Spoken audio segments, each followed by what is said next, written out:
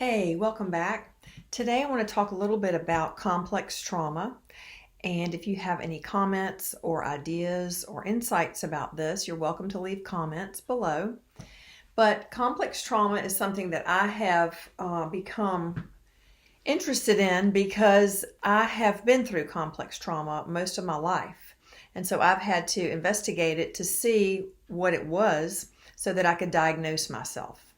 So I wanted to go over some of the symptoms of complex trauma, share some symptoms and some issues that I had related to this. And then we'll just go from there. I'm going to give you some things the doctors told me later. But let's just look at the symptoms of complex trauma. I have 20 of them here. Now, there can be more. If you have gone through complex trauma, you may have other symptoms than this. There are just a host of symptoms depending on the person and so many different factors, but these are just some basic symptoms that you may recognize if you have been through complex trauma. Number one is detachment. Detachment is when you feel detached from the world, from other people, from your circumstances. It's like if you drew a picture of 5 people on a piece of paper and you took one of them and cut them out with some scissors and put that person way over here. Even though the person who's been through complex trauma is with the other people, they feel far away. No matter how close you get, you can feel very far away from other people. Number 2 is isolation. In my case, at one point, I felt so, only way I can describe it is like a dog that had been hit by a car, almost fatally, and he was like dragging himself off into the woods to die. That is how every cell in my body felt. I could not laugh. That was never an option. That wasn't even a possibility.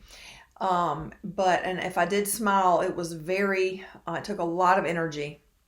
And I didn't smile very often. Number 3 is a lack of trust.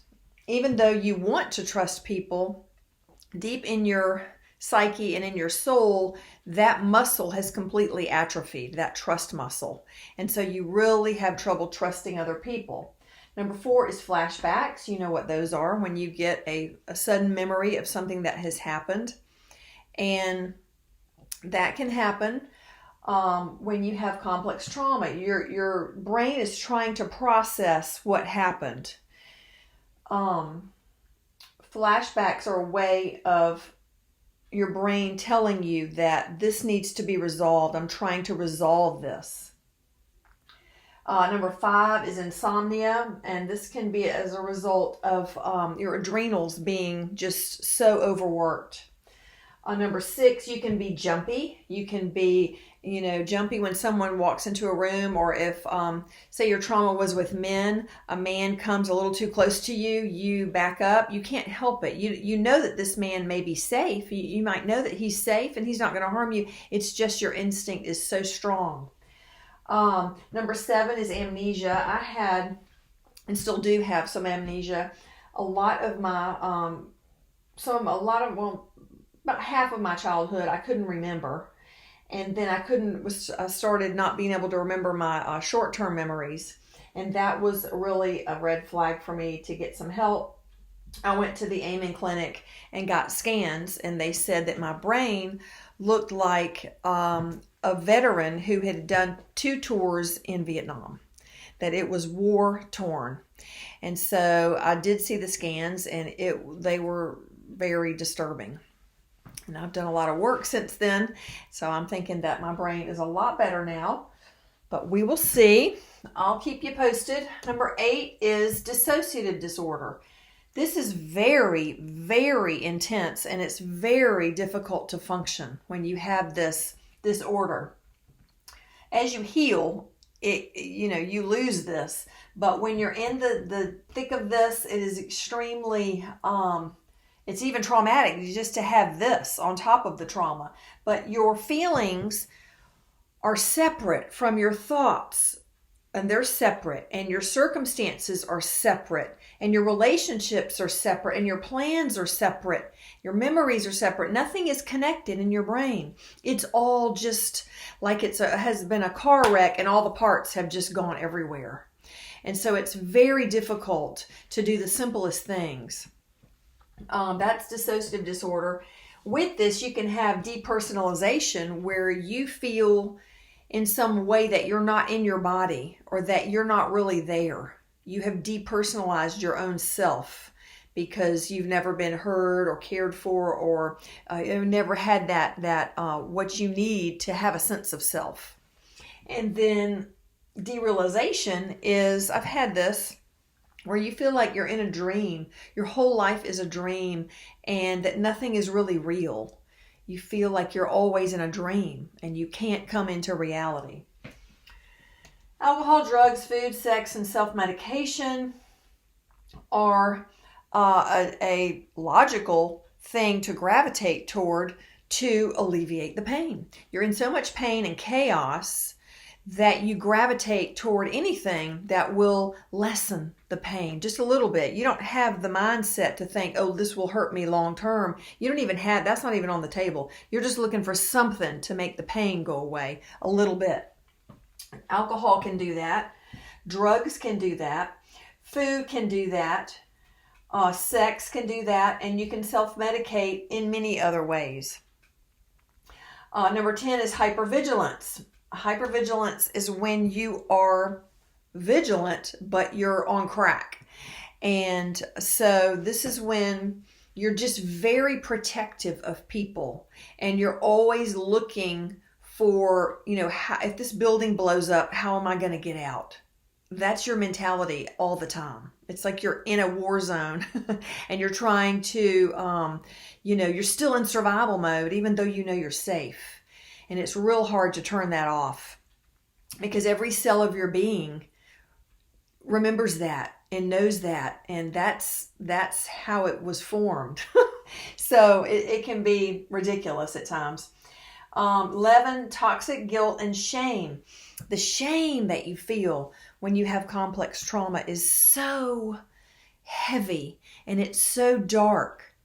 And the guilt that you have is so heavy and so dark. Even though you may know cognitively that you didn't cause any of the things that may have happened to you, you have this guilt about it. There is somehow you feel like you caused it. And the shame of it all is just, it's suffocating. It's absolutely suffocating. 12 is toxic relationships. Because most people who have been through complex trauma have had some level of toxic relationships around them to allow that to occur, whether the people who were toxic knew it or not, doesn't matter. But because you were in that environment, that's the dance that you know. That's the dance that's familiar. It may not be comfortable, but that's the only dance you know. So you are naturally attracted to those same type of people. If you were raised by a narcissist and you didn't realize it till you grew up and you were already married, you may have married a narcissist because that's the dance that you know. See? And so you got to take it from there. 13 is depression, anxiety, and panic. When your brain is formed in chaos, it's real unlikely that you will not have some of these issues because a brain that's formed in chaos stays in chaos. Children that have traumatic childhoods usually have traumatic adulthoods because the brain was formed that way and that's all it knows. And but a child that is raised in a loving, very loving home where there's order and they know what to expect and they're accepted and received and there is a bond there that they can count on, then they usually have a much easier adulthood because their brain was formed in that. So the brain carries that into their adult life. See, the brain is so important. 14, you have zero confidence, not low confidence. You have none. You feel like a piece of furniture.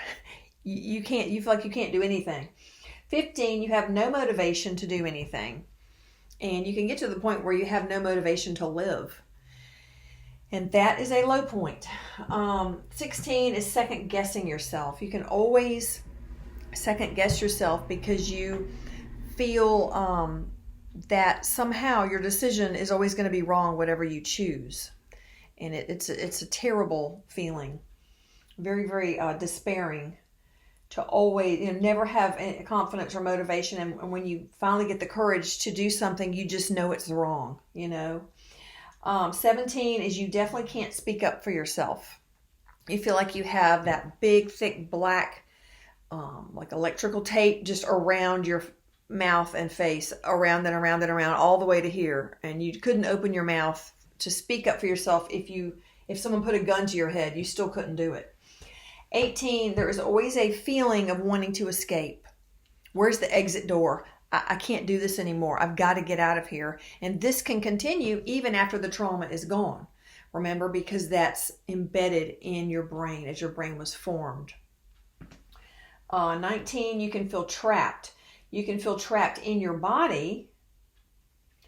With this going on, you can really feel trapped in chaos. And you can feel trapped in your circumstances, whether or not you're still in some type of trauma in your current circumstances. You can still feel trapped, even if you're not, even if you're in a good, safe place. You still have that feeling of being trapped. And then number 20, you can feel totally invisible.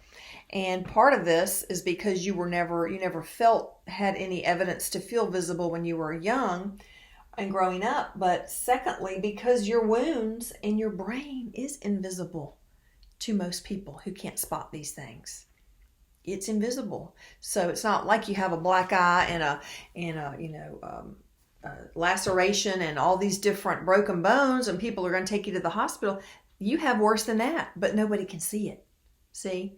So that is traumatic in and of itself. When you try to get help and people will poo-poo you or dismiss you or not understand what you're going through, that can shut you down so much that you stop trying to get help.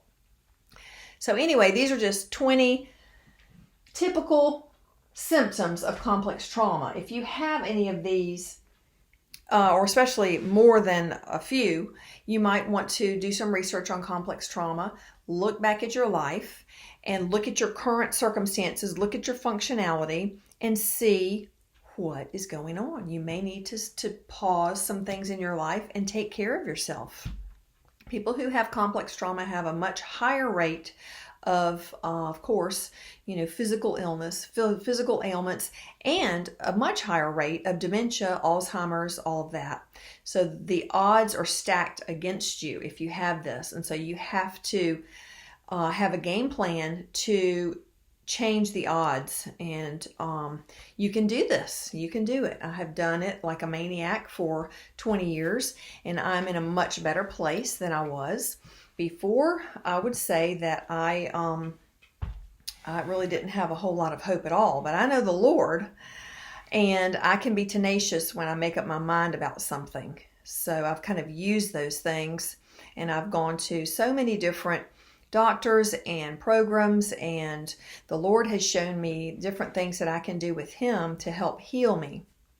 Now, first thing to do when you're trying to come out of this and to heal from this would be, the number one thing would be to eliminate the traumas, eliminate the toxins in your life as much as you can. Maybe one at a time, it may be one fell swoop, whatever you can do. But if there's a toxic person in your life, you're going to have to get some distance from them or eliminate them from your life. If you're young and you have a parent that way, try to connect with some healthy people that understand you so that you can help cope with this parent. And depending on how bad the parent is, sometimes it does make sense to run away. But I don't know, in today's world, I don't think that's really the best idea. But you'll have to figure out that. Ask around and ask people, friends that you trust, that could give you some advice. And you can read, of course, about it online and see where there are places where you can go. Number 2 is to purge the trauma that's still on the inside of you, in your heart, in your mind, in your memories, in your everything inside you. You want to purge that and pour it out. It's very helpful if you have an understanding person who can be there with you when you do that. But if not, you can pour your heart out to the Lord. He has been my therapist and He is so amazing. Another huge factor that you cannot neglect is to connect with other safe people who will understand you, who will accept you, who will receive you, who you can rely on to be safe, who you can rely on to not further wound you. And in these relationships, you want love and order. Those are the two things that you need to have a happy, healthy brain. Happy, healthy childhood is love and order. A child needs to feel loved. They need to know that they're loved, and they need to have some semblance of order. So those are the things you need in your new relationships that are not the toxic ones. You're moving from the toxic ones to the healthy ones. And there's love and order in the healthy ones. Now, when they told me that I had a Vietnam vet's brain, after all the stuff we did, they told me that the doctor's orders were, for the rest of my life, I'm to get 10 hours of sleep a night. And I try to do that. Sometimes I only get 9. But I'm doing pretty well with that. I'm to have no stress. No negative stress. I can have like positive stress that motivates me to do things where I know I can go forward, but I'm not allowed to have negative stress. And like if I have something with the computer where, I would try to figure it out by myself, but it would hurt my brain, I say, no, I'm going to go get help. So I ask my husband or someone else to do it for me because I'm not supposed to do that. And I'm supposed to participate and do everything that I can as much as possible, that all these things that make my brain happy and make me feel good. And that helps rewire the brain in a better way. And then, of course, I am living a healthy brain lifestyle, a healthy brain diet, healthy brain exercise, healthy brain relationships all around. So just if you're out there and you're discouraged and you feel like you have some level of trauma, get help for it. Reach out and get help. Find a therapist that specializes in trauma.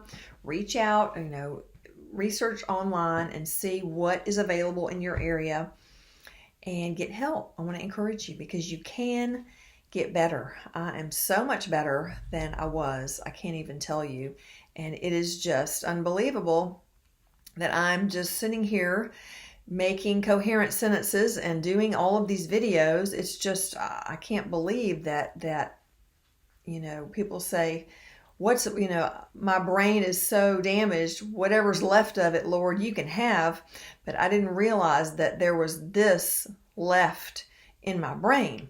And I think that it's because of a lot of the positive things that I've done to help heal my brain. I've done a lot of different modalities to heal it. And there's so many things out there, but ask the Lord to lead you to the thing, very next thing, the next step that you need to take, the next thing you need to do in your healing. Okay, and He will show you this. He is the most efficient, most wonderful, perfect God for healing in any way from being damaged on this earth. He is amazing. So I'm encouraging you to get help for your complex trauma and to watch out for any of these symptoms that may creep up in anyone else you may know, especially if there are clusters of the symptoms. You may want to, bring this up in a gentle way and ask them if they have may have complex trauma. Okay, so just trying to get you a little bit more information to let you know that this is a very real thing. PTSD is very real. It's not a psychological condition. It is a brain injury. It is a brain injury. And complex trauma is a brain injury. Dr. Daniel Amen does the scans and he sees the injury, and every time it's the same. So I hope this has been helpful, and I'll see you guys next time.